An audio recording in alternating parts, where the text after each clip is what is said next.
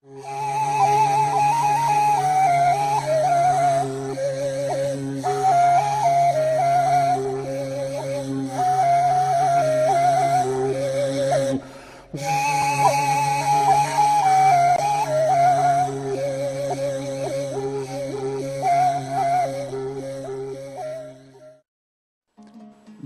құрметтесе, бабасын қастерлесе, халықтың қасиеті бұрынғы қалпына түседі. Конфуций. Ей тәкаппар дүние, маған да бір қарашы. Танимысың сен мені? Мен қазақтың баласы. Туған жердің кәусарынан жұтпаған, туған елдің қадірін доқпаған, ата жұртын пір тұтпаған адамнан халқын сүйген қаһарман да шықпаған.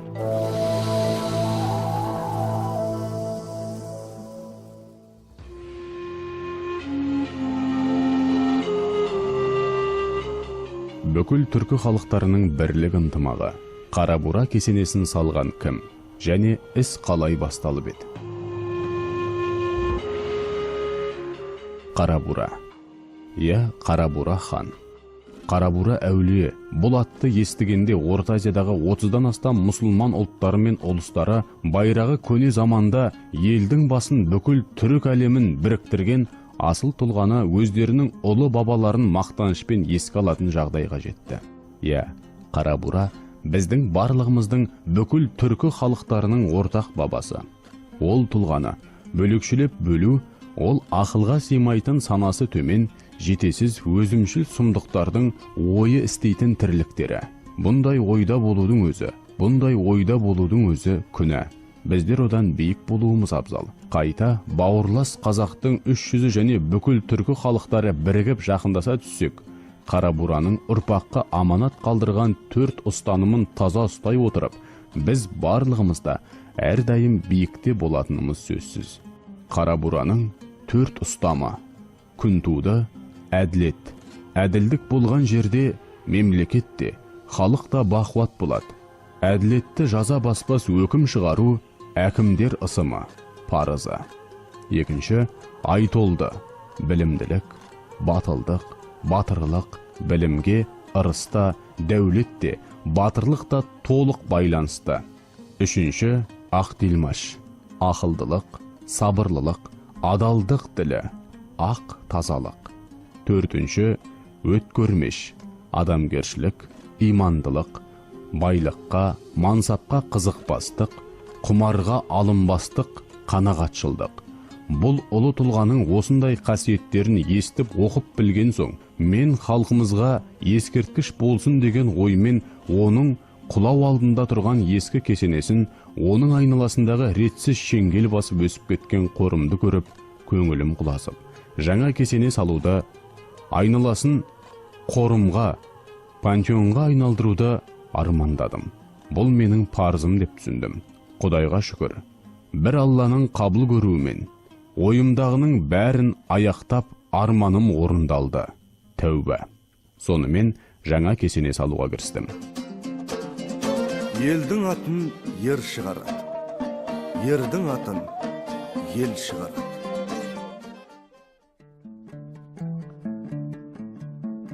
Істің мәні оның жартысы, ал оның қалай бітуі үлкен маңызға ие.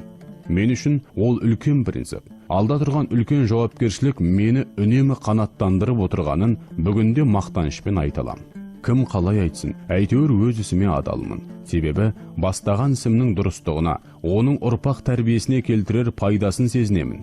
Халықтық іс, ұлттық мүдде, намыс пен жігер отының өшпес ошағындай, адам жаны қалаған жұмыстың, яғни қызметі, оның жүрегіне ем. Одан ләззат алса, ол кісінің өмірі ұзақ болады деседі. Мен осы жолда рахатқа батқан адам болдым. Іс қалай басталып еді? Менен көп адам осыны сұрайды. Енді оған жауап беретінде кезең келді деп ойлаймын. Өз еліңе кісілік жүрмейді. Азамат туған жерінің қонағы бола алмайды. Қара қызметшісі болуы керек. Менің бар түсінігім осыған саяды. Дүние асқан шеберлікпен жаралған. Ол адам баласы өсіп өнсін, жапырақ жайсын, тамыр жіберсін, бір-бірімен аралассын, бір-бірінен өнеге тәрбие алсын деп тілеп тұрады екен. Осыған мән берсек, біздің жасаған ісіміздің баршасы сауабы мол істен тұрады екен. Демек, біз ұрпақ ұялмас іс жасаған болып шығамыз. Биыл Қарабура бабамыздың басында осымен 20-шы рет ас берілмекші.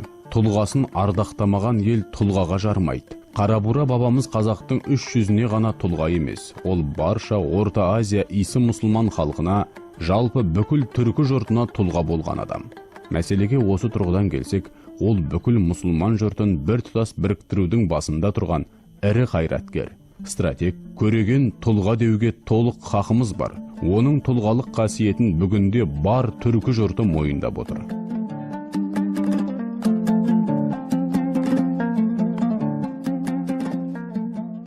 Қасиетті Созақ жерінің әр қадам жері, тарих, сүйем жері байлық, сүйкімді.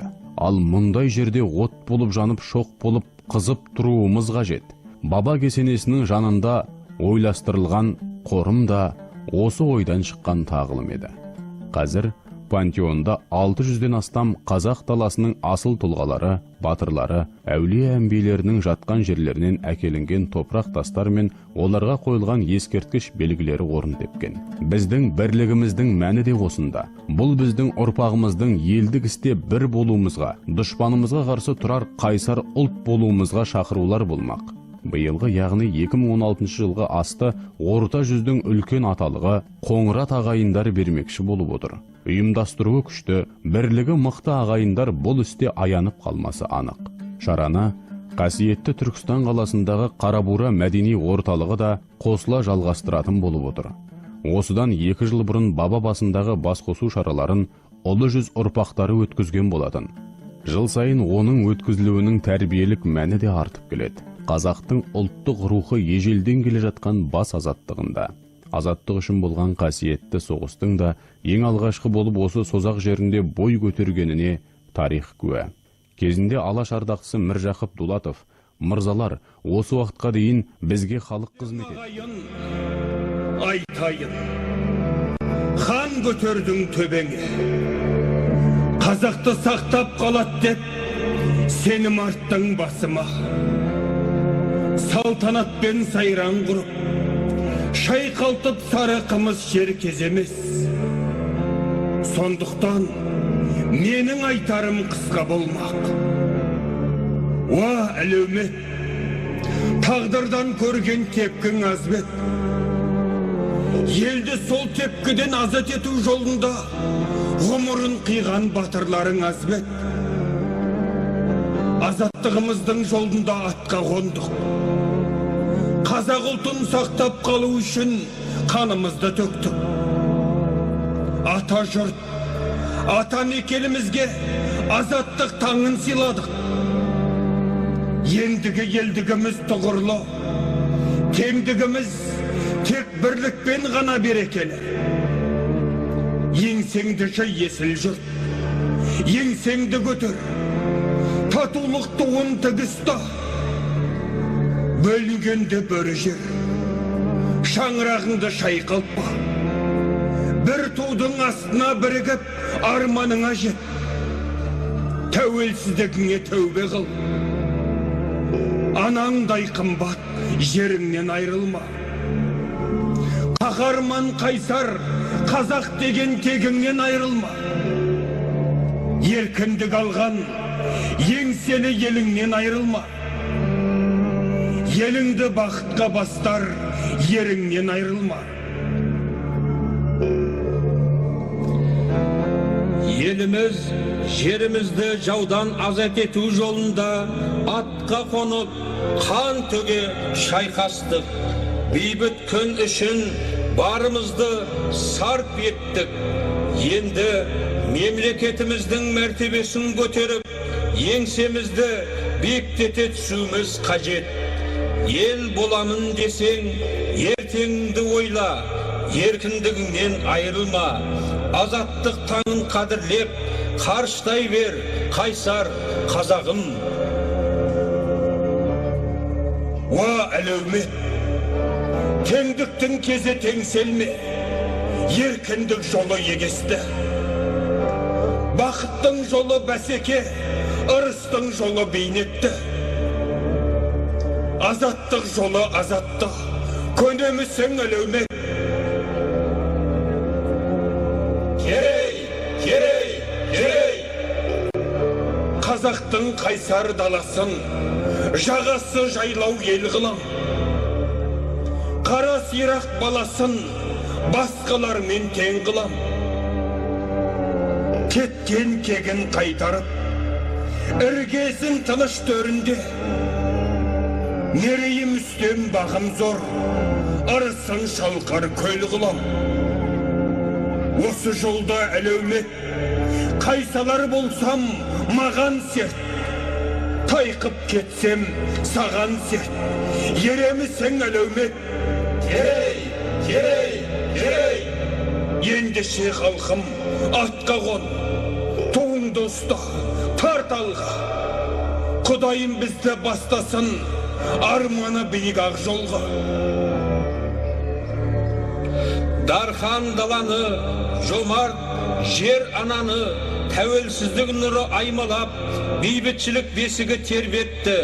Өміріңе сәуле салған жарығың сөнбесін, берекелі күн кешіп, бірлігің бұзылмасын. Тәуелсіздігің тұғырлы болғай, тектілігіңді жоғалтпай, ынтымағыңмен ырысқа кенеле бер, дәулетті бол, дархан ел. Біздің тағдырдан алған ең үлкен сыйымыз тәуелсіздік. Татулық туын бергі ұстап, достығымызды нығайтып, ұлы көшкелестік. Әлем халқы мойындай бастады, әділет жолын таңдадық. Көк байраға көкте желбіреп, ата заңның аясында алқынбай, алға бастап, абыройың асқақтай түссін, тәуелсіз Қазақстан.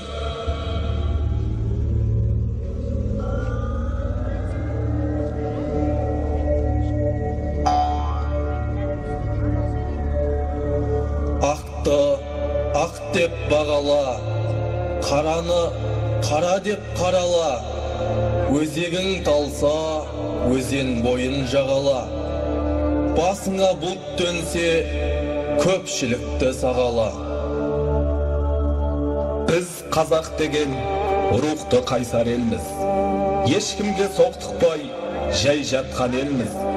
Елімізден құт береке қашпасын деп, жеріміздің шетін жау баспасын деп, найзаға үк таққан елміз.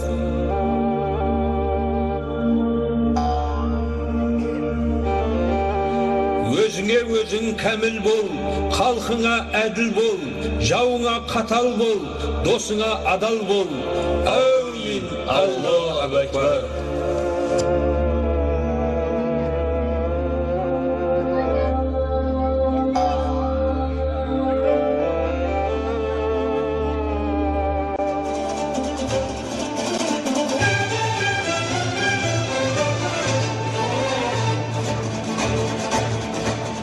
Ассалаумағалейкум, қасиетті қазақ даласының ұлылары мекендеген, қойнауы шешіреге толы, қасиетті Қаратаудың етегін жайлаған, киелі мекенге табан тіреген, Қарабура әулиенің биылғы 20 рет берілгелі отырған асына, ел-елден, жер-жерден келген қадірменді жамағат.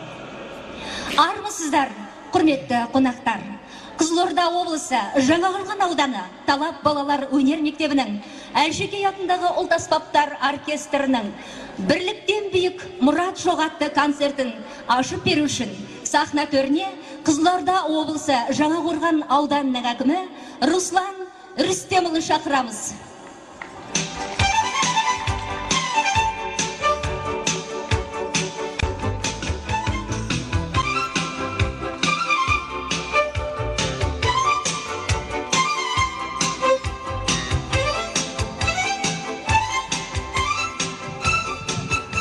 Құрметті қалайық қадірлі әлеумет, бүгінгі Қарабура әулие мен Құрбан атаның аруағына беріліп атқан астарыңыз ең біріншіден бүкіл игілікті рухани шараларыңыз қабыл болсын дегім келеді.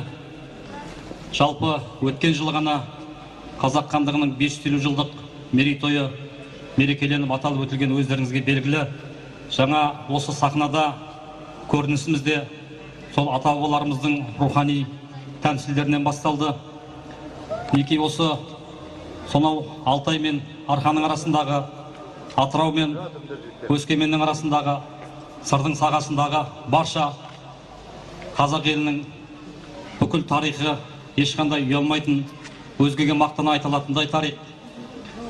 Елбасымыз Нұрсұлтан Әбішұлы Назарбаевтың ұлылардың мұраты да, мақсаты да, атақ даңқы да, мерейтойы да кейінгіге үлгі өнеге деген, ал ұрпақ үлгі өнегеге қарап өсет деген жақсы сөзі бар. Жалпы Иса Алашкүнді құрметтеу үшін өзіңнің тарихыңды, өзіңнің айналаңдағы азаматтарды ардақтаудан басталған ләзім. Мінекей осы ретте жыл сайын дәстүр құрғатпай Қарабура әулие мен осы Құрбан атаның ұрпақтары ата-баба рухына тағзым етіп, үлкен мәнді рухани тағылым шараларды ұйымдастырып келе жатқанына біз өте бек қуаныштымыз және куә болып келе жатырмыз. Мінекей бүгінгі шарада өзінің сол рухани бастауларынан нәр алып, бүгінгі шараларға жалғасып жатыр. Жалпы Қарабура әулие мен Құрбан атаның бірге жерленіп, кейінгіге осындай үлгі өнеге көрсетіп, рухани байлыққа бастауының өзі, рухани құндылықтарға бастауының өзі үлкен үлгі өнеге деп айтуға болады.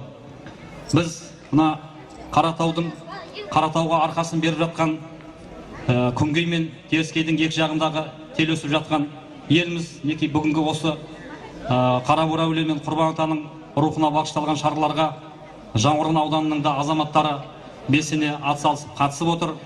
Жалпы Қарабура әулиенің бүкіл қазақтың тарихындағы, ұлт тарихындағы орны өздеріңіз білесіздер. Сопылық ілімнің негізін салушы ретіндегі орны да, рөлі де орасан. Әрине тарихшылар, ғалымдар бабаларымыздың осы рухани жолын, ізгі жолын ғылыми негіздеп әлде талай тарихтың ақтаңдақтарын ашатында сөзсіз. Енді мінекей осындай шараға жаңғырғандықтар да белсене қатысып отыр деп отырмыз. Жалпы енді Жаңғырған ауданы өздеріңіз білесіздер, Сырдың оңтүстік шығысындағы киелі қақпасы. Жаңғырғанның топырағында жаңа ғана өзіміз мына өткен жылы мерейтойын атап өткен қазақ хандығының алғашқы астанасы Жаңғырғанның аумағында Сығанақ қаласы, бүгінде Сығанақ қаласы ЮНЕСКО-ның рухани мәдени мұраларының қатарына қосылып отыр. Одан өзге де ауданның аумағында көптеген тарихи қалалар бар, көптеген рухани кесенелер бар. Солардың бірі де бірегейі де Қорасан әулиенің кесенесі, Айғау Жейшан, Ақтас Ишанның көптеген рухани кесенелері біздің ауданның аумағында екенін өздеріңіз білесіздер. Ал Қорасан әулиеге әбжел бап дейміз. Мына қазақтың даласына ислам дінін таратқан 4 баптың бірі әбжел бап. Мінекей осы бабаның Қорасан әулие деп аталып кеткен бабамыздың кесенесі де біздің ауданның аумағында. Сондықтан да Жаңақорған бүкіл рухани мұраға бай өлке. Ол өлкеде мінекей таланттар шоғыры қашанда кенде болмаған. Қазақтың жалпы қай жерде әр қазақ үшін атамекен, әрбір қар сүйем жері қазақтың жері киелі. Өйткені ол ата-бабамыздың қаны мен ақ найзаның ұшымен, ақ білектің күшімен келген жер. Сондықтан оны қорғау, бүгінге аманаттау ата-бабаларымыздың ұлы мұраты. Мінекей сол мұратқа адал болу, оны кейінгі ұрпаққа тағы да аманаттау бүгінгі ұрпақтың мерейлі борышы, парасатты парызы деп ойлаймын. Сондықтан мына беріп жатқан астарыңыз, шараларыңыздың барлығы қабыл болсын. Біз бүгінгі шараға арнайы мына Жаңғырған ауданындағы тау беткейіндегі Бесарық балалар өнер мектебінің Әлшекей атындағы күйшілер оркестрін жіберіп отырмыз қатысуға. Мінекей сондықтан осы оркестрдің тағылымды концертін қабыл алыңыздар. Жалпы аудан аумағында бізде көптеген рухани шаралар жасалып жатыр. Біз өткен жылы туған жерге тағзым деген қазақ хандығының 550 жылдығына арналған деректі фильм түсірдік. Сыр өңірі түркі ислам өркениетінің бесігі атты үлкен ғылыми практикалық конференция ұйымдастырдық. Тағы да басқа көптеген тағылым шаралар жалғасып жатыр. Жуырда ғана бізге Германиядан, Түркиядан бауырларымыз, қазақ бауырларымыз, түрік ағайындар келіп, Қасан Оралтай алашшыл қайраткер деген үлкен танымдық конференция ұйымдастырдық. Осыдан 3 күн ғана бұрын облыстық 2-ші малшылар слеті осы Қаратауда бізде ауданда тау бөктерінде өтті. Сондықтан да неке Жаңғорған ауданы осы өздеріңізбен бірге мына Қаратаудың күнгей жағында өздеріңізбен телесіп жатқан осындай аудан, бауырлас аудан. Сондықтан сіздердің қашанда қуаныштарыңызға ортақ болады, ортақтасып келе жатқан, ел мен ел, жер мен жер араласып жатқан өңір деп айтуға болады.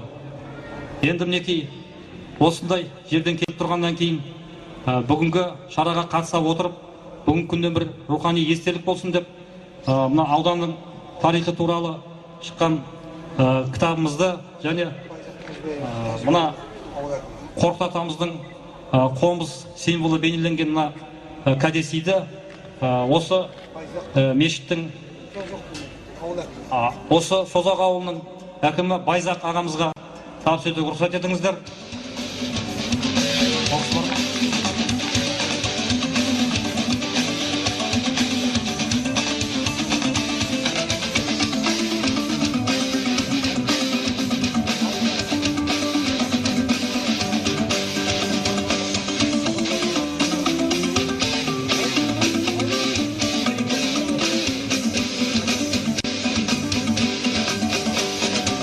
Құрметті ағайын, енді жаңа жоғарыда айттық, әр қазақтың өзінің ата мекені болады, бірақ сол жердің барлығы да әрбір қазақ үшін барлық жеріміз қасиетті. Мына кешелі бүгінді, осы бүгін 3-ші күн өтіп жатқан шараларды ұйымдастыруға мұрындық болып, сол шаралардың басы қасында жүрген жігіттердің бірі де бірегейі де осы Жаңғорған ауданының тумасы, біздің үлкен меценат бауырымыз Сақтаған Әбіләзұлы деген бауырымыз екенін біз естіп көріп біліп жүрміз. Жалпы Сақтаған бауырымыздың осындай шараларға қайырымдылық жасап, демеушілік жасап жүргені бір бүгін ғана емес.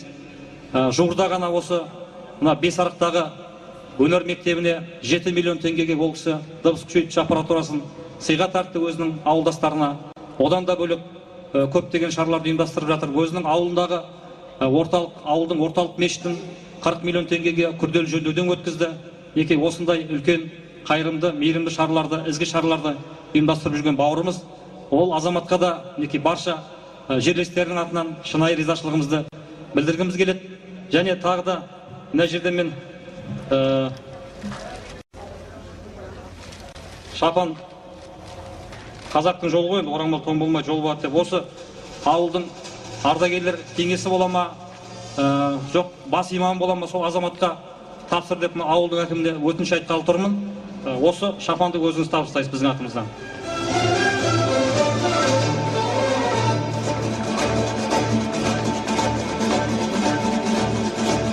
Рахмет, бүгінгі беріп жатқан астарыңыз қабыл болсын. Бірде Мөңке биден сұраған екен, арсыздық неден, аңсыздық неден деп. Арсыздық жоқтықтан, аңсыздық тоқтықтан депті. Сондықтан бізді әрдайым осы арсыздықтан, аңсыздықтан сақтасын. Еліміз аман болсын, елбасымыз аман болсын. Рахмет.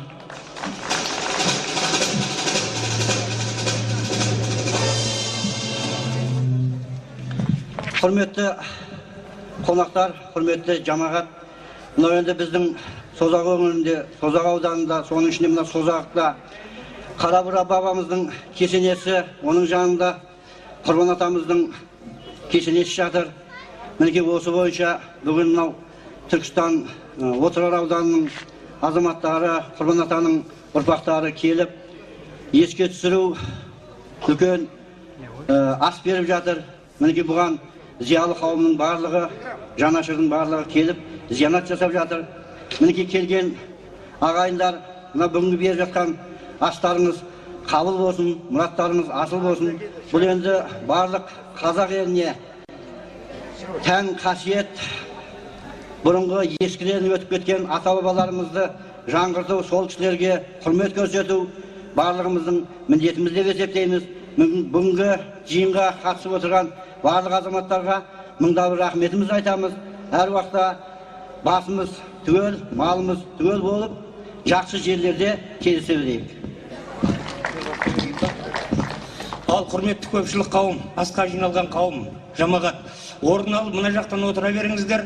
Төрдегі орын, жолда келіп жатқан, бұл мәңгілік ел идеясында беріліп жатқан Қарабура бабамыздың басындағы 20 жылдық астың үлкен ғылыми конференциясы Меккеде Мұхаммед, Түркістанда қасиетті Құл Қожа Ахмет Түркістан топырағында өтті. Әрбір өткен өміріне, тарихына, мазмұнына тоқталды. Осы орайда екі ұдайлы ой туды. Қарабура бабамыз біздің аңыз әңгімеде естігеніміз қасиетті Әзірет Сұлтан бабаны мәңгілік сапарына жуып аттандырған адам болса, ол елдің кейбір азаматтарынан шыққан сөз ешбір ел сүйегін жатқа жуғызбайды деген әңгіменің төңірегінде болып, барлығына да тұшымды ой пікір айтылып, сол конференцияда мен басшы болғандықтан жеттім. Қалған азаматтар жолда келе жатыр. Қазақстан Республикасы Ақсақалдар алқасының төрағасы Өмірзақ Оразбай ағамыз бастап барлық делегация келген, қазір жетеді. Қалған бүгінгі асқа жиналған қауым, мына жоғарғы жақтан орын алып жайғаса беріңіздер. Кешкі астың үлкен дәмі таратылады. Жаңа Түркістан әкімі өте ұлағатты сөз айтты. Бұл Құрбан атамыздың осы жерге келіп жерленуінде бүгінгі ас, бауырларымыз беріп жатқан ас Құрбан ата деңгейінде емес, Қоңырат деңгейінде. Олай деуімізге түп негізде мағынасы да бар. Себебі өмірден ешкім өтпей қалмайды. Өмірден өтерінде Құрбан атамыз мәңгілік дос болған, досымның қасында жатам Дәулет Қарабураның деп балдарына аманаттайды. Сол аманатталған уәдемен ұрпақтары осында жеткізіп, біздің Құрбан атамыз да жерленген.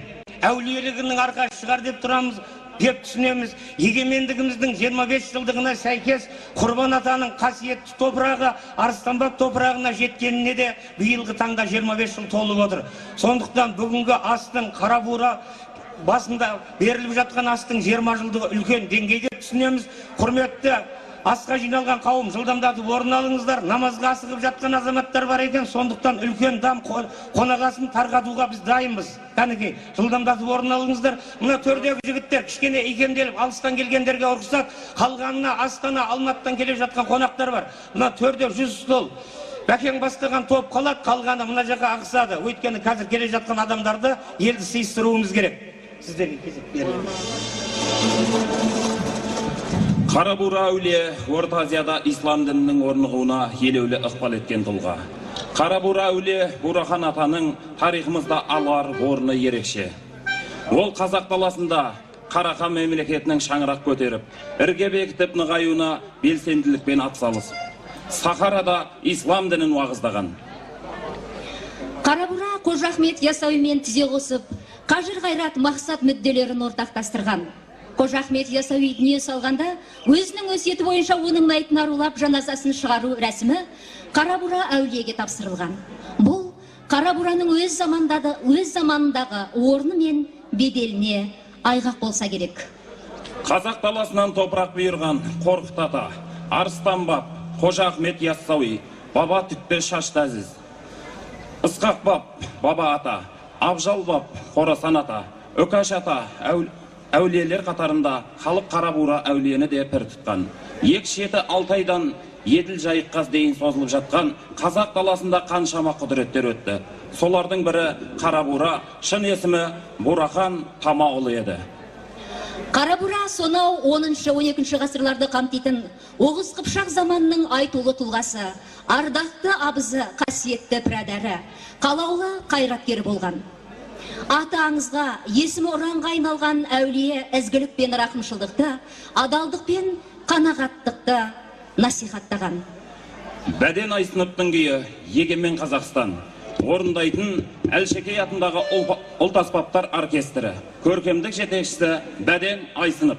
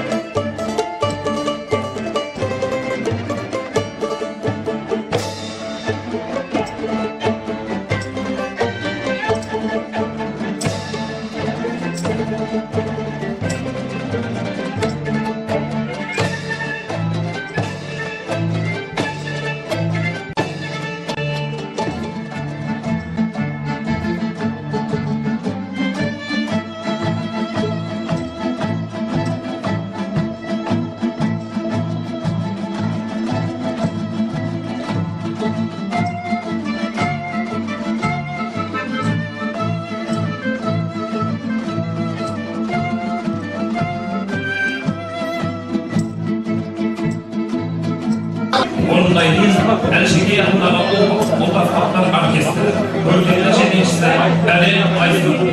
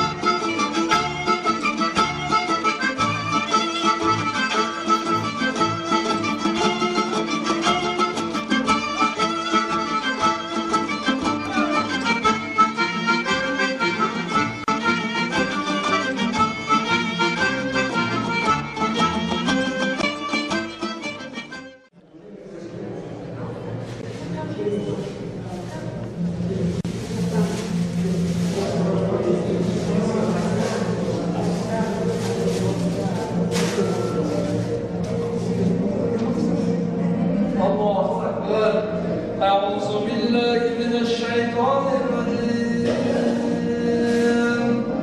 بسم الله الرحمن الرحيم الحمد لله رب العالمين الرحمن الرحيم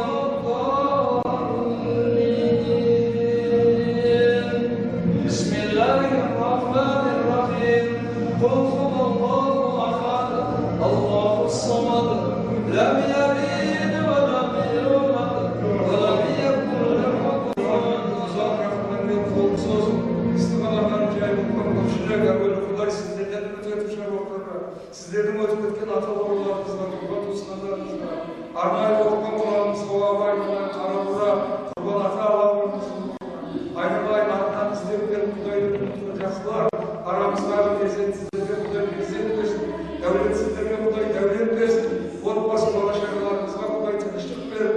Tezetlerimizde nemirinin şürleri şımşıklar. Onlardan maşallah tüyler kakay. Niyetlerimiz kabul, cüzlerimiz jar, dolaşarlarınız aman olsun.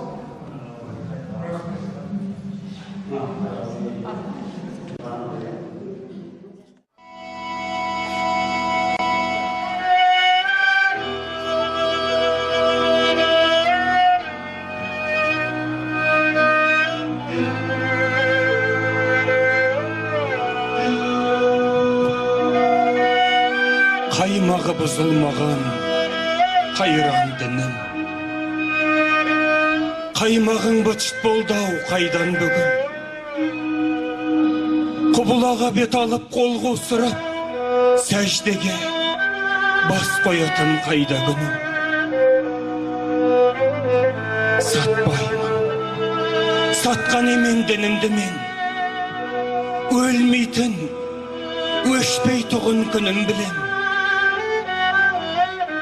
Таппайтын, күнде тыным, түнде тыным, мұсылман Мұхаммедтің үмбеті.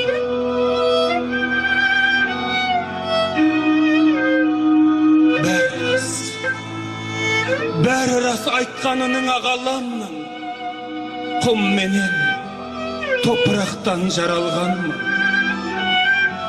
Құдайдың құлымын мен, мұсылманмын, денемде түйірі жоқ арам қанмын. Ақиқатын аңсаймын, ағарман.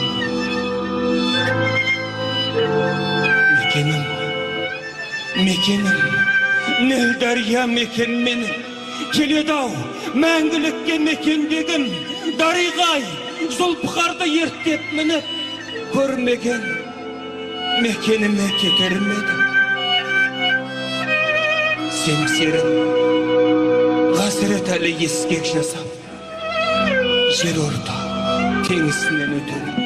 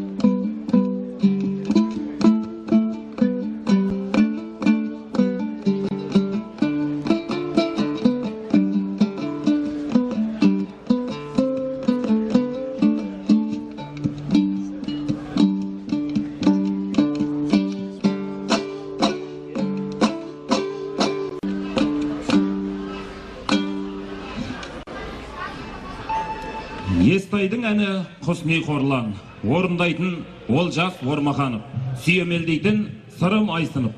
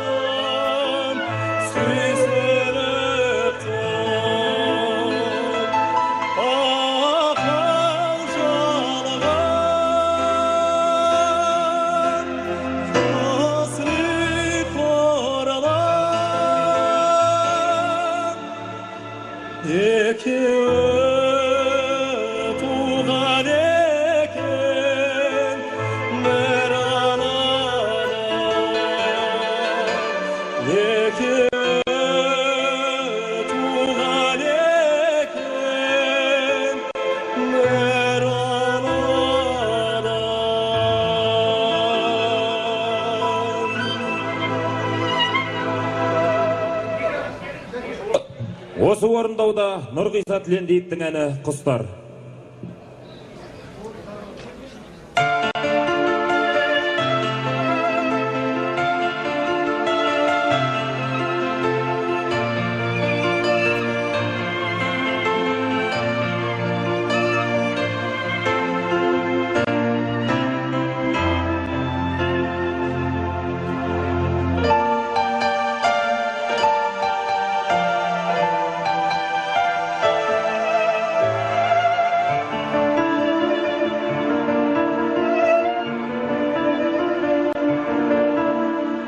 Жаз өмірін, мәз өмірін қасқартып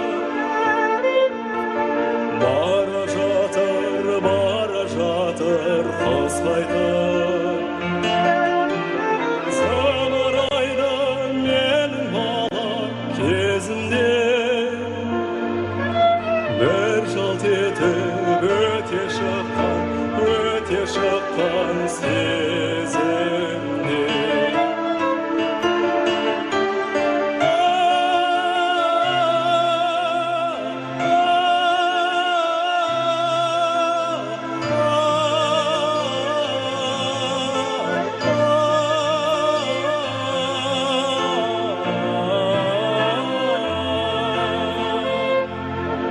Bir жалт етіп өте шыққан сезімде.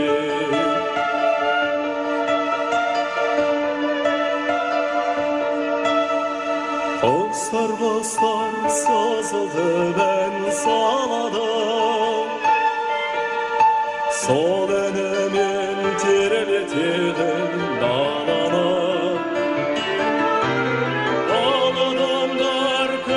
Бастап өмірін, кетерінде жылайды алмай қалады.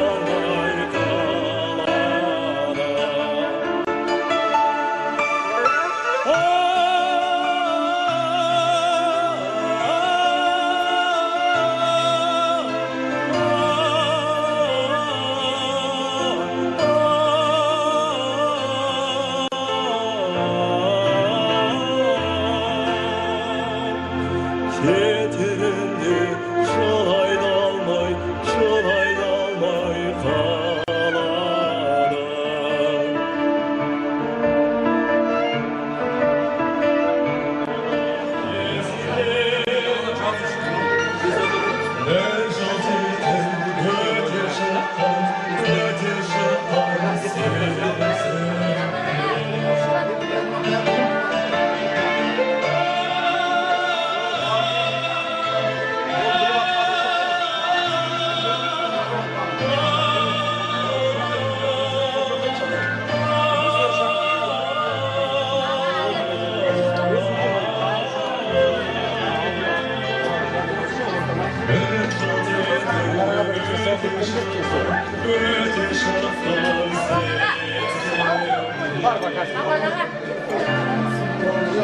Бір жалт етіп өте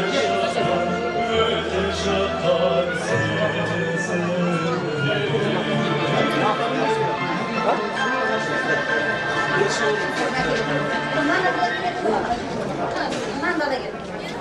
Алладан басқа тәңір жоқ. Орындайды Медеу Төлеубаев.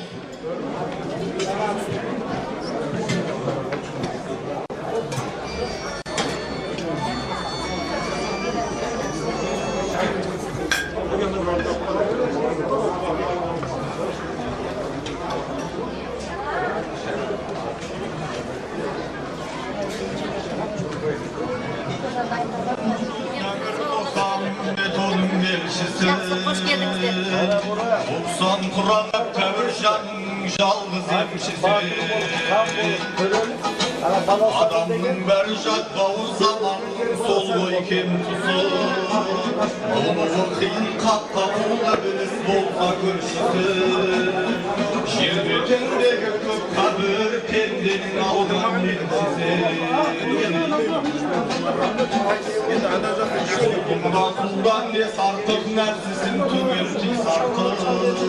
Намазын оқып бес уақыт иманын кәмілсіз сартық. Пайғамбар салған ізбенен жаңылмай жолдан жүріңдер. Құран болған жалғанда шынар болмас жұмыс жер.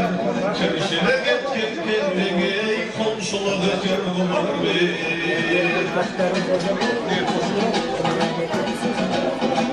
Өкінішті мына өмірде қараңғы қарам жол болар. Біреудің қасып мерейі, біреудің бағы кек болар. Алланың қасиет, пайғамбар сөзі өсиет. Күдеріңді үзбе Құдайдан көрсең де қайғы қасірет.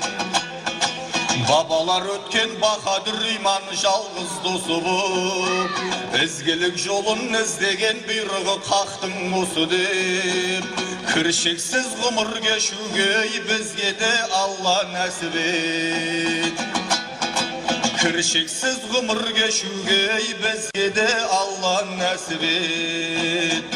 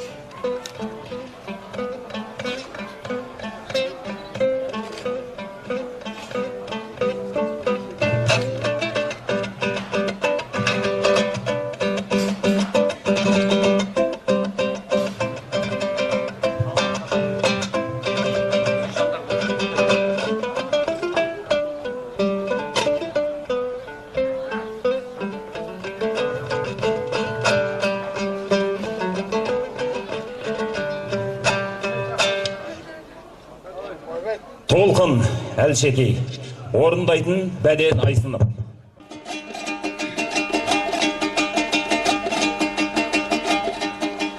Әніңдарына банағай, сезім бердің санағай, елге арнаған әндерің, бала менен данағай. Тау мен тасты ереткен, табиғатты елеткен, әнің әсем шамшағай, енді өзіңдей жайсанды, туған жерің табармай. Тау мен тасты ереткен, табиғатты елеткен, әнің әсем шамшағай, енді өзіңдей жайсанды, туған жерің табармай.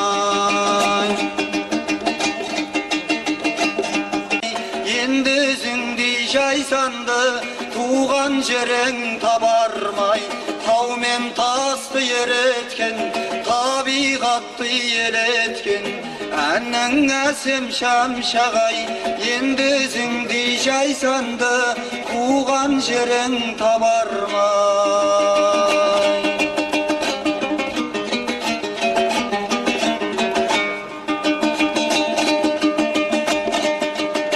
Ашықтарға ой салып, махаббатқа сән берген, сенің сырлы әндерің жүректерге нәр берген. Тау мен тасты ереткен, табиғатты елеткен, әннің әсем шамшағай, енді өзіңдей жайсанды, туған жерің табармай.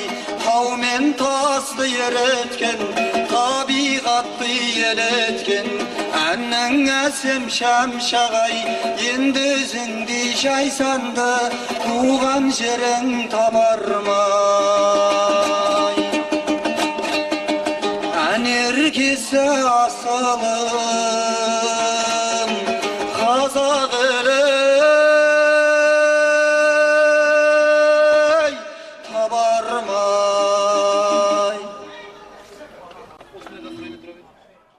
Құрметті жамағат,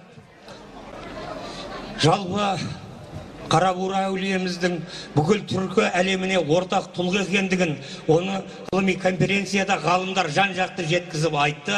Бір ғана қазақ халқының Қарабурасы емес, көршілес жатқан Қытайдың, айырқалпақ қырғыз бауырымыздың, Татарстанның, Башқұртстанның, басқа да мұсылман түркі тілдес елдердің Қарабурасы екендігі бүгін дәлелденген сияқты. Сондықтан бүгінгі қонағасында әрине көп адам сөйлемейді.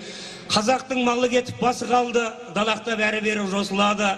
Кәрі жасы қолға қарап, балапандай болып қалды, асыранды.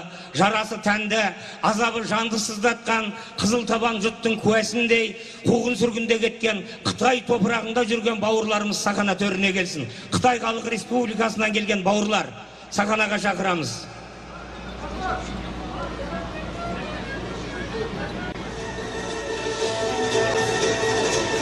Біздің Қазақстанда аз болғанмен тіл біткен сайрасын, гүл біткен тегіс ашылсын деген ұранымыз жоқ. Қалың Қытайдың алдында әңгіме айта алмайтын да жайымыз бар ғой, дегенмен ауасын жұтқасын ұқсастық болып кеткен сияқты. Міне өздеріңізді көріп біз қуаныштымыз, сондықтан біреуіңізде ғана тілек. Мына қырғыз бауырларымыз да келе жатыр саханаға көтеріліп. Айтсыңыз. Ассалаумағалейкум, құрметті көпшілік.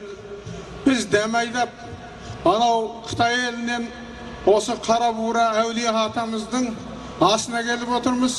Осында жиылған барлық үлкен кішіге, әсіресе алыс жақыннан келген әулие атаның осы 20 жылдық мынау кесенесінің орнауына байланысты жиналған осы асқа конференцияға қатынасқанымызға қатты мақтаныш, қуаныш санаймыз. Мен осы Қытайдан келген бауырластарыңыз атынан бізді осы үлкен асқа ортақтасуға шақырған барлық жолдастарға рахмет айтып алғыс білдіремін. Әрі осы жердегі әулие атаның кесенесін қорғап жатқан, осының төңірегіндегі барлық Қарабура әулиенің ұрпақтарына бұдан кейін тіпті де ұлағатты ұлдар, ұлағатты қыздар туып, халқының бейбіт берекеде өсіп,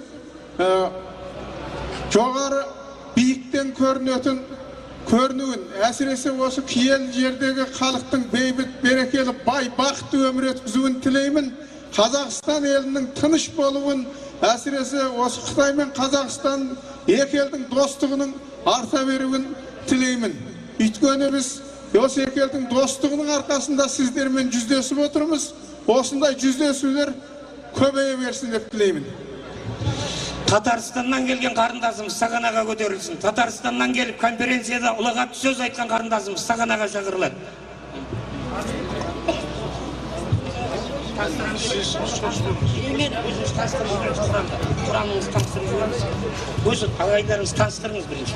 Азыр таныштырамыз. Құрметті туғандар, мына бүгін атауызға арнап çoğun Kur'an okutup atasыңар, Kur'an kabul bolsun.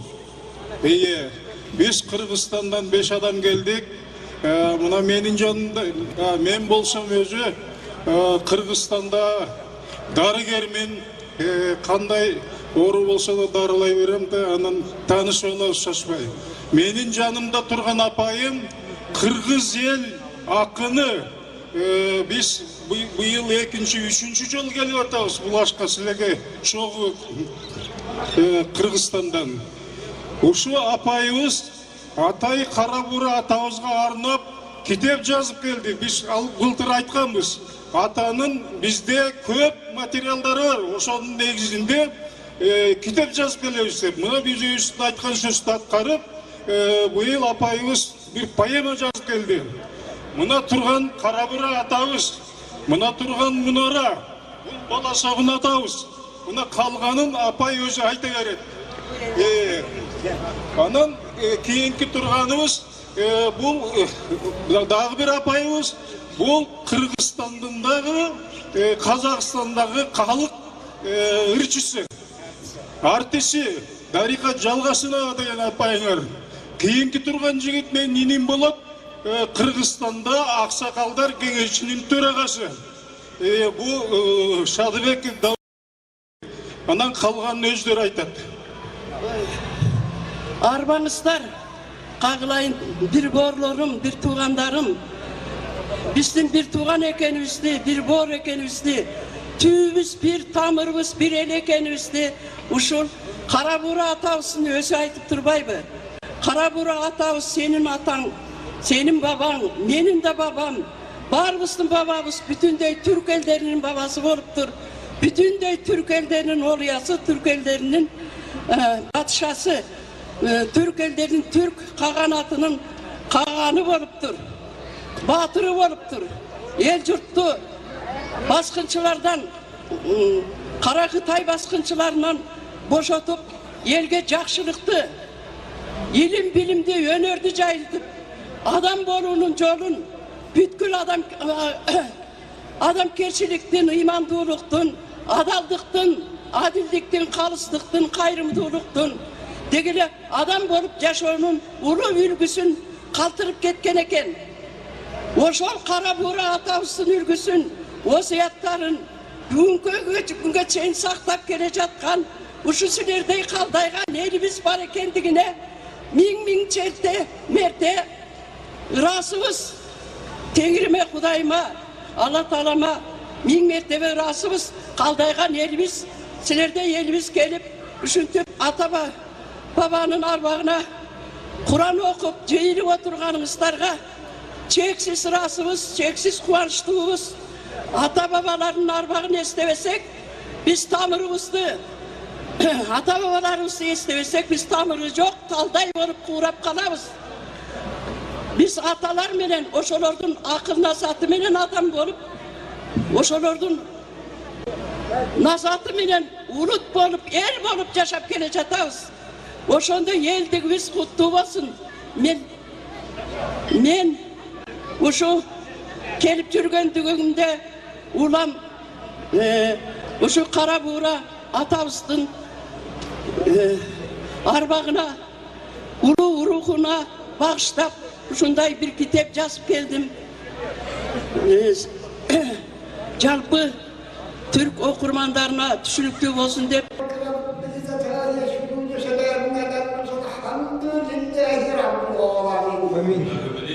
Elhamdülillahi Rabbil Alamin. Esselatu vesselamu ala Resulü Muhammedin ve aleyhi ashabihi ecmaîn. Ya Cenab-ı Allah olsun, Allah patikası görsün, mutlu görsün, ayak görsün, ahlak görsün, zavamı. Kalbime Müslümanlarla, ahirul peygamber Muhammed sallallahu aleyhi ve sellem olsa avbinde konuşayı Muhammed'lerde dünyadan ötken ata, baba, ana, Ali, tuğan tutuşlardan dünyadan ötken misafirler gördük. Arnayı babamız olsa Karabura babamıza başladı. Ya Allah!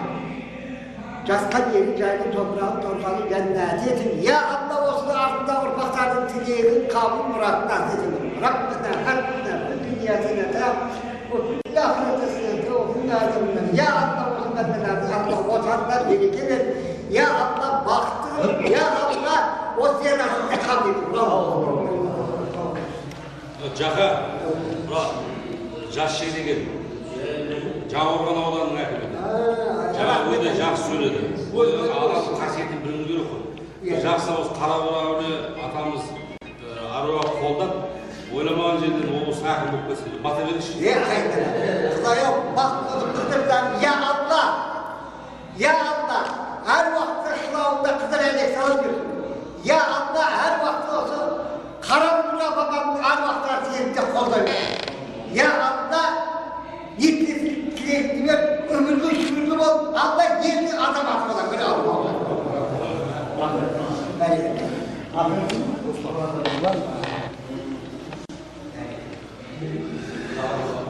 Yetkiniz kabul olsun.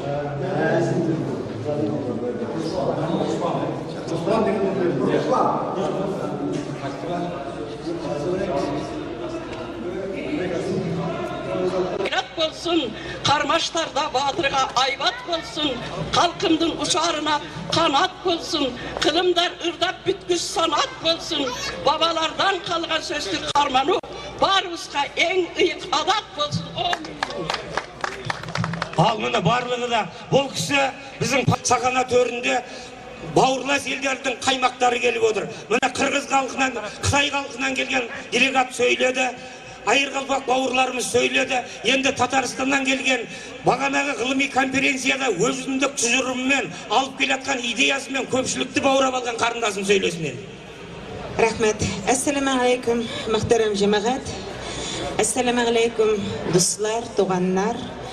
Biz Татарстан Республикасы мәркәзебез Казан шәһәреннән сезгә ялкынлы кайнар сәлам алып килдек. Шуннан да бүген икенче көн булуга карамастан Казакстан җирлегендә без инде үзебезне сезнең дуслар, туганнар кебек хис итәбез, чөнки шундый җылы кабул иттегез. Амин. Бик зур рәхмәт сезгә. Нәрсә әйтәсем килә? Менә монда килгән Карабура җирлегенә килгәч, мин үземне шәхсән хош кылгандай хис итәм. Шуннан да шушындый изге йөрәкле булуыгыз өчен, үзегезнең изге кешеләрегезгә шулай һәр вакыт ихтирам белән карауыгыз өчен сезгә олы рәхмәт һәм баш иясем килә.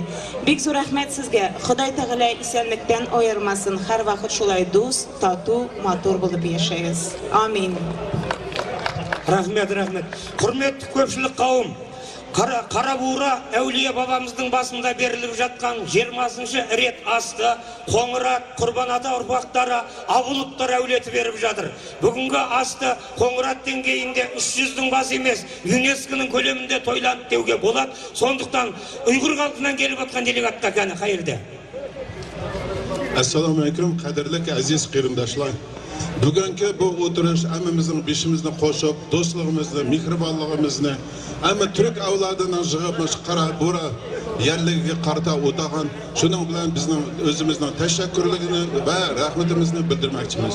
Sizlarga sog' salomat, baxт, saodat, har vaqtda Qozog'istonda do'stligimizni zodi Alloh o'zgartmasin.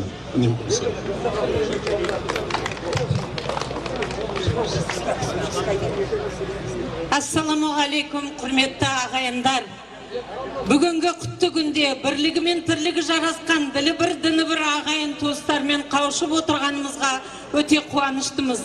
Барша ағайындың басын қосып, бір-бірімізге деген ыстық ықыласымызды білдіруге жағдай жасап отырған бауырымыз, кең пейіл, бауырмал, мәдениетіміздің жанашары Құрал Ержановқа ұйғыр халқы атынан ризашылығымызды білдіреміз. Елбасымыз Нұрсұлтан Әбішұлы Назарбаевтың кемеңгер саясатының арқасында еліміздің мамыржай тыныштық әлдилеп тұр. Бұл біздің ең басты байлығымыз, ең басты қуанышымыз. Осы күндер құтты болсын, осы жиынымыз. Бәрімізге денсаулық, достық мәңгі болсын, еліміз мәңгі болсын. Рахмет, тұқалла қиырындашлар. Рахмет сіздерге, мыңда бір рахмет. Алланың нұры жаусын, келген аяқтарыңызға Алла сый құрмет көрсетсін. Ал, құрметті көпшілік, мына қонақ асындағы үлкен Құранды оқытамыз, сондықтан кетіп қалмаңыздар. Мына Қоңырат, оның ішінде Құрбан ата Абылыптар әулеті беріп жатқан асқа қонағасындағы үлкен Құранға береміз. Құран оқу үшін кәні.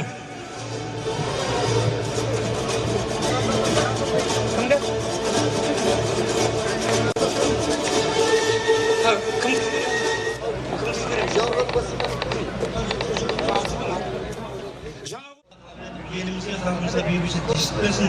Алла тағала қабыл етсін. Аллаху акбар.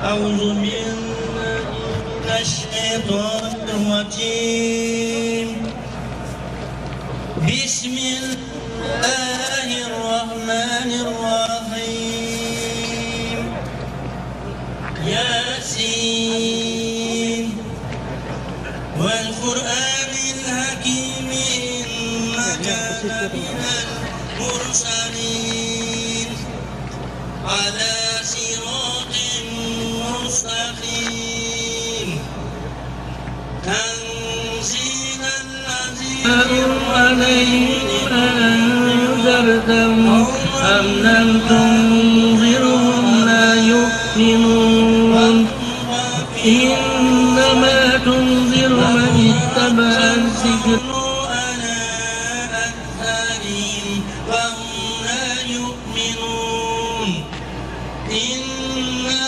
جعلنا في أعناقهم أغلالا فهي إلى الأذقان فهم مقمحون وجعلنا من بين أيديهم سدا ومن خلفهم سدا فغشيناهم فهم لا يبصرون وسواء عليهم أنذرتهم أم لم تنذرهم لا يؤمنون إنما تنذر من اتبع الذكر وخشي الرحمن بالغيب فبشره بمغفرة وأجر كريم إنا نحن نحيي الموتى ونكتب ما قدموا وآثارهم وكل شيء أحصيناه في إمام مبين وما أرسلناك إلا رحمة للعالمين سبحان ربك رب العزة عما يصفون وسلام على المرسلين والحمد لله رب العالمين. آمين. بسم الله الرحمن الرحيم. يا اللهم ربنا اغفر لي ولوالدي وللمؤمنين يوم يقوم الحساب ولأستاذي ولأقرب المسلمين أجمعين. اللهم تقبلنا سوسان. Allah Teala hasiyetli Kur'an-ı Kerim'den okuyan Hazreti Yasin sürelerimizin arka hayat arkalarının savabını, kelip atkan ağayınlarımızın barışa jasap atkan bazatilek Kur'anlarının savabını, işkencegen hem tağamlarının savablarını Allah kabul eylep, köllü bosu ağayınlarımızın yenimizge degen, halkımızga degen, dua dileklerimizge degen dileklerimizi Allah kabul eylep, köllü bosu atrapta jatkan evveli sebepten Kara Bura babamızın Urp şeriflerine, üyüşler, ırpaklarının urp şeriflerine, Kurban babamızın olsun köy balası, ırpaklarının, arvaklarının, kelvatanının, Müslümanımızın, ata, tuz, avlat, ajet, barşa cemiyatlarının birlik ver, ağayınlarına barşa dileklerimizi kabul edip, jelep Allah Resul degen kelime-i Müslümanların barşa ırpaklarına, ağayınlarına başladık. Allah'tan rahmat olsun, Peygamberimizden şefaat olsun. Os aylar şaban aylar eken, hasiyetli Allah Teala'nın suyuk pendesini bergen dua kabul kılasın. Gele жатқан Ramazan aylarımızı kutlu mübarek kılıp, sonu atkarıp saluğa Allah kuvvet ver, güç ver, kendimize sağlık ver, barşa жақсылық тілектерimizi kabul eylep, gelip atkan aylarımız otbaslarında kızışçılık, жақсылық болып olsa, babalarımızın basına kavuşup ameliyat kelip durga Allah Teala nasip etsin. Yerimizge, halkımızga beybitçilik, tınçlık versin. Yerimizge, halkımızga jurt aman, yer tiş bolup, jer bölüşüden, Davdalabadan, kan tövüden, dım buzudan, adam buzudan Allah aman saklap, ıntımak birlik versin, bir jağadan bas, bir şeyden çıkarar, kol çıkaratınday Allah Teala ıntımaktan birlik ver, ağayınlarıma barşa tileklerimizi kabul edip, jelep jövüp Allah tişsin versin. Allahu Akbar. Rahmet. Kur'an okuyun deушілер бола ма? Ал онда hem алмағандар болса орынға жайғаса берулеріне болады. Қонағасынан дәм татпағандар болса. Ал Жаңақорған ауданының әкімі айтып өтті, Абыловтар әулеті Әлшекей атындағы оркестрді 7 миллион теңгеге қаржыландырған. Кеште таң атқанша өнер көрсететін Сүгірдің ұстазы Әлшекей бабамыздың атындағы оркестрдің барлық күй әндерін тамашалайық ағайын.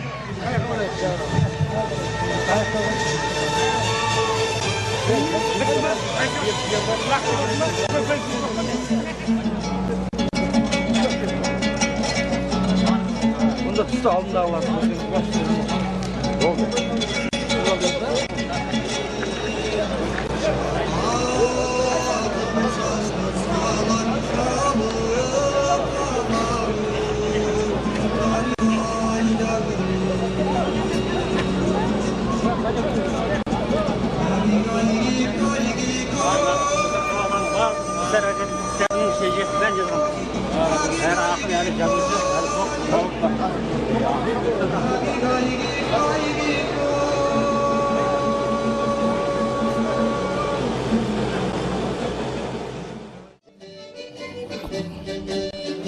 Құрметті бауырлар, құрметті бүкіл Қазақстан бойынша, дүниежүзі бойынша келген ағайындар, қонақтар, бүгін Қарабура қасиетті бабамызға ас беріліп, оның қасындағы жатқан бабамыз, Құрбан бабамызға еске алып ас беріліп жатқанына бүкіл ел, халық болып қуанудамыз. Ал енді бұл Қарабура өлеміміздің қасиетін бүгінгі конференцияда өте жақсы айтып кетті. Бұл кісі тек қазақ халқының емес, бүкіл түркі әлемінің не белгілі қасиетті азамат екенін білдік. Енді осында үлкен шараны өткізуге ат салысып жатқан Құрбан бабамыздың ұрпағы Абыловтар әулетіне, оның ішінде сақтаған бауырымызға мыңда бір рахмет айтамыз. Алла жақсылығын беріп, отбасымен өсіп өніп, тек оның істеріне, алдағы істеріне жақсылық тілейміз. Ас қабыл болсын, баршаңызға денсаулық, жақсылық, бейбітшілік тілеймін.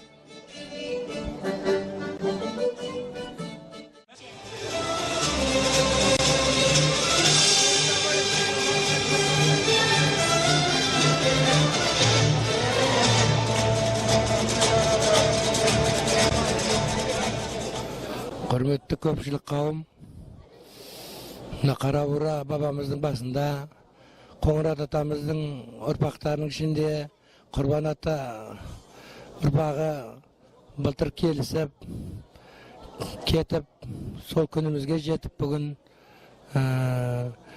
Түркістан қаласында конференция өтті. Шетелдерден, 10 шақты мемлекеттерден азаматтар келіп, өз ойларын білдіріп жатыр. Біздің негізгі мақсатымыз бірігіп, бас қосып, өлері болмай, тірі баймайды деген жағдайда осы жерде бір Құран оқыту, ас беру өзім ойымда жүрген жағдайым бар еді. Соған жеттім деп ойлаймын.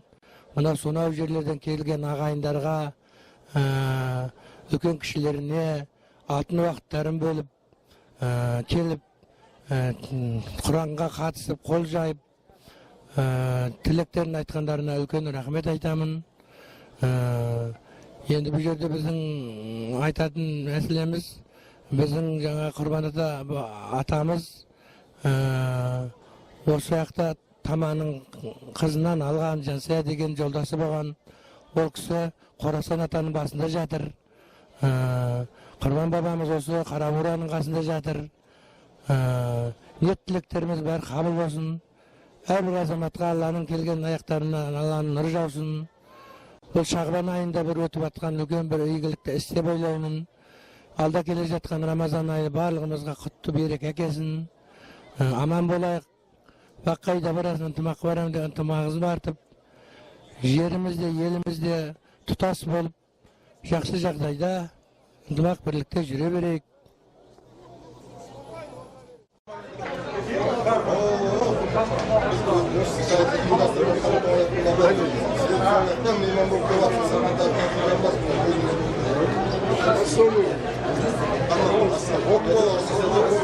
Çok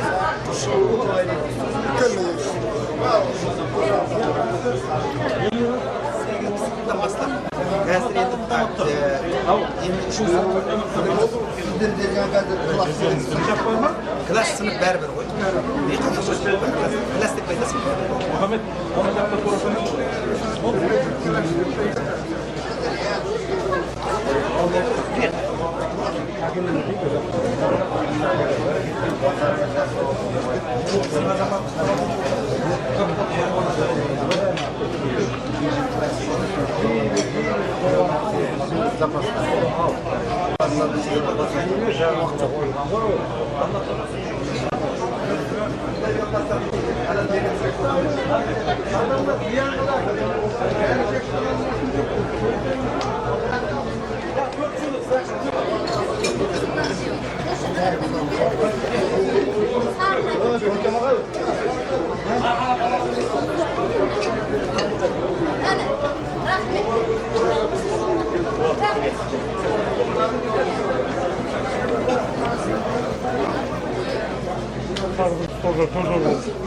Ешкім отырып қалмады.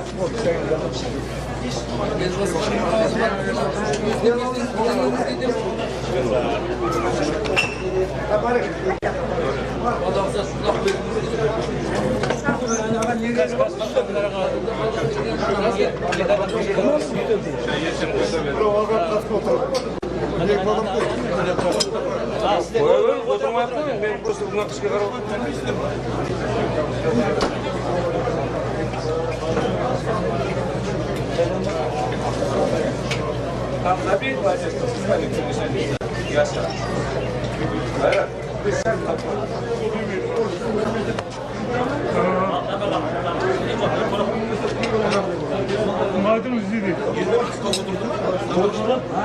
Madem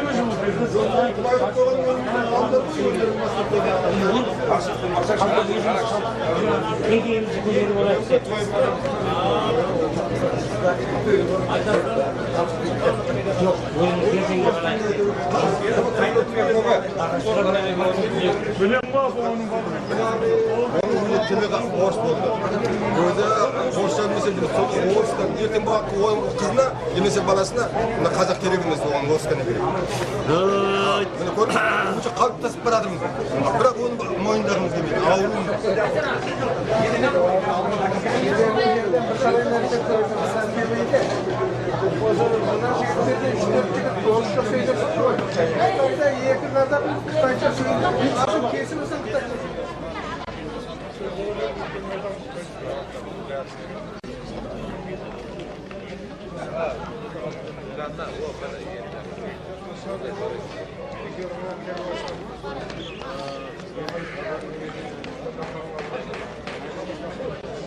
Айналасында жатқан бүкіл белгіленіп кеткен бүкіл ұлттардың, бүкіл ислам жолында жүргендердің Құранды қолына ұстап, Құранды маңдайына тигізіп, Аллаға шынайы беріліп, Аллаға шынайы құл болып жүргендердің барлығына Алла иман беріп, алдынан жанысап, және жәннатқа қылғай. Артында қалғандарына хидият тауып беріп, яратқан ием үлкен мерекелік, берекелік дүниеге, бұның артының барлығы үлкен той, ғұламалық болып, яратқан ием ел аман жұрт тыныш болып, нан көп болып, уайым жоқ болып, еліміз ашық болғай, аспаннан жауып жүрген бұрқыра бәле-жаладан қауіп қатерден сақтағай, келген жаулардан сақтағай, басқалардан ниеті жаман қаралардан сақтағай.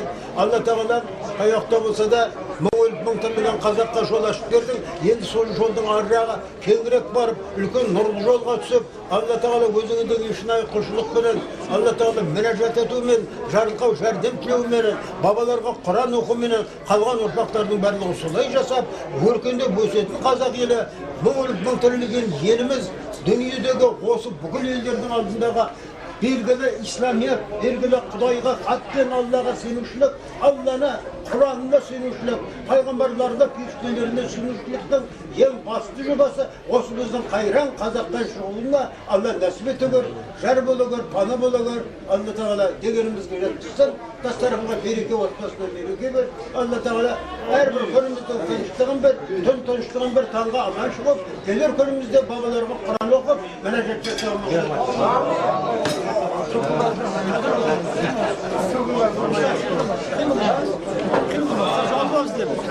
Aldım abi.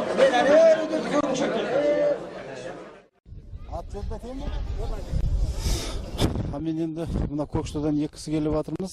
Таңатар деген ағамыз бар. Мен өзім Абдулла Кенже Қожахметұлы екеуміз де Көкшетаудан келіп жатырмыз. Бұл енді Қарабораға мен келуім бірінші рет. Оның ішінде Қарабораның ішінде біздің Құрбан атамыздың жатқанын көріп, енді үлкен бір әсер алып жатырмыз. Енді бұл әсердің әсер алып жатырмыз. Оның барлығы осы мен ойлаймын ағайындар бас қосқанның арқасында.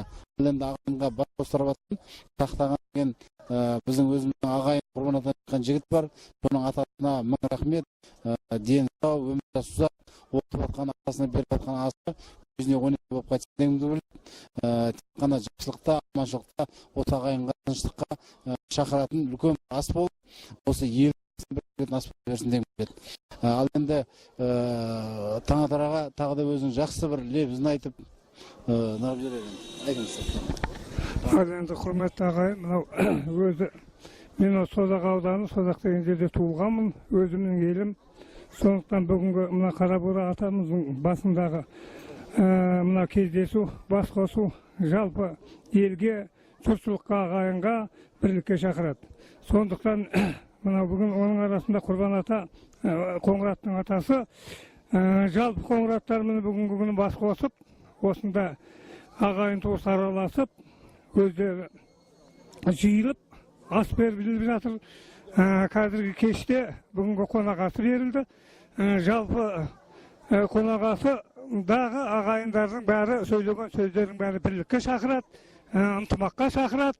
Әр уақытта осы бірлігіміз, ынтымағымыз жоғалмасын. Аумин. Қарабура бабамызға ас беріліп жатыр. Ниеттеріңіз қабыл болсын, мұраттарыңыз асыл болсын. Алматыдан Сақтаған деген бауырымыз сол кісінің ұйымдастыруымен бүгін қонағасы. Құда қаласа ертең түйе палуандық қазақ күресінен жарысымыз өтеді. Сол жарысымызда мықты палуандар жеңеді деген сенімдемін. Құда қаласа еліміз аман, жұртымыз тыныш болсын. Құрметті ағайын, осындай ниеттеріңіз қабыл бола берсін. Құда қаласа жеңісті күндерде жолға берек. Ертең бабы мен бағы шапқан палуандар 90 килограммнан жоғары палуандар салмақ белдесуде. Құда қаласа сол 90 килограммнан жоғары ұтқан палуан бірінші орынға қомақты сыйлығымыз бар. Бірінші, екінші, үшінші орын болады. Құда қаласа сол жарысқа бас төреші шақырған жағдайымыз бар.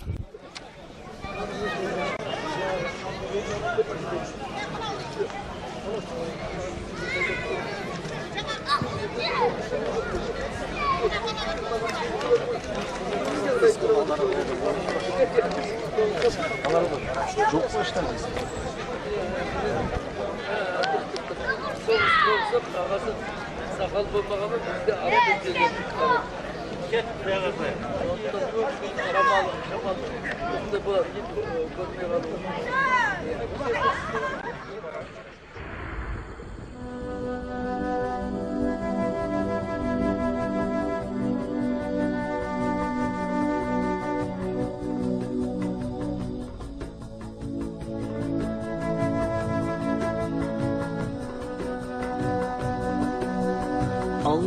اللهم صل على محمد اللهم صل على محمد اللهم صل على محمد الصلاة والسلام عليك يا رسول الله الصلاة والسلام عليك يا حبيب الله الصلاة والسلام عليك يا سيد الأولين والآخرين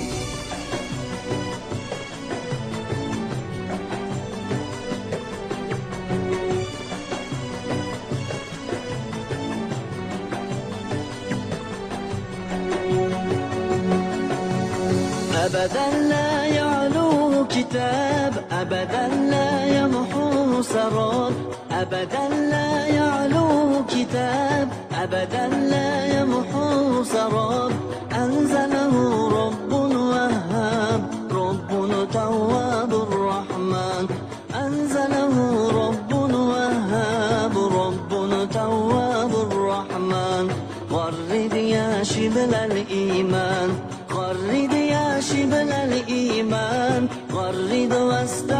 القرآن فيه الحق وفيه النور فيه اللؤلؤ والمرجان فيه الحق وفيه النور فيه اللؤلؤ والمرجان غرد يا شبل الإيمان اتلو السطر وراء السطر فالقرآن ربيع العمر اتلو السطر وراء السطر فالقرآن ربيع العمر والقرآن شفاء الصدر فيه الرحمة والغفران والقرآن شفاء الصدر فيه الرحمة والغفران غرد يا شبل الإيمان غرد يا شبل الإيمان غرد واستع بالقرآن فيه الحق وفيه النور فيه اللؤلؤ والمرجان فيه الحق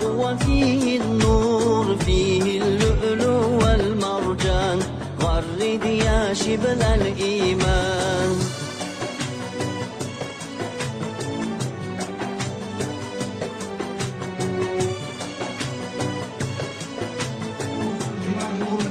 Бұл 1997 жыл ең бірінші асы берген, бүгін сол 20-шы ас беріліп отыр. Осы уақытта барлық 8 облыста Қарабура мәдени орталықтары ашылып, осы соңғы 5-6 жылдың ішінде бізде Қарабураның асын облыстың азаматтары өткізген. Бүгін біздің осы 20-шы асымыздың 20-шы асты бүгін Құрбанада Оқрат тайпасы 9-шы Құрбанада ұрпақтары бүгін өткізіп жатыр. Бізге үлкен бір мерей, үлкен бір үстем. Себебі осы бабаларымыз ортақ, бабаларымыз бірге жатқандықтан бүгінде осы Қарабураның ұрпақтары, Қарабура бабаның ұрпақтары мен Құрбанада бабаның ұрпақтарының барлықтары осы асты өткізіп жатқанына тіпті қуаныштымыз. бұл кісілердің енді үлкен шаруалары бар. Мен сөз кезегін осы Қарабура мәдени орталығының, республикалық орталығының төрағасы Құрал ағамызға берейін. Ол кісі содан кейін басқа шаруаларды айтады.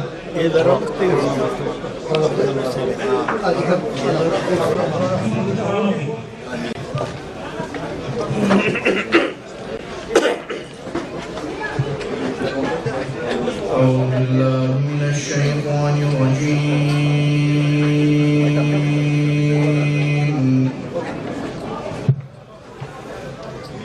بسم الله الرحمن الرحيم.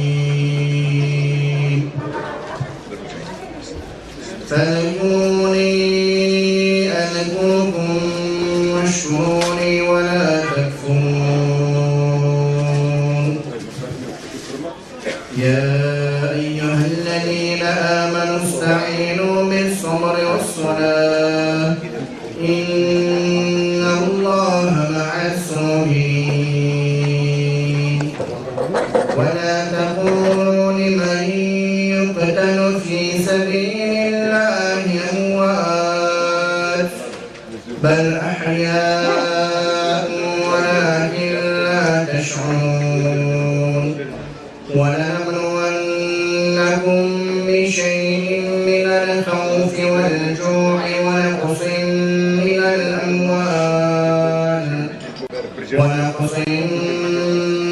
الأموال والأنفس والثمرات وبشر الصابرين. صدق الله العظيم.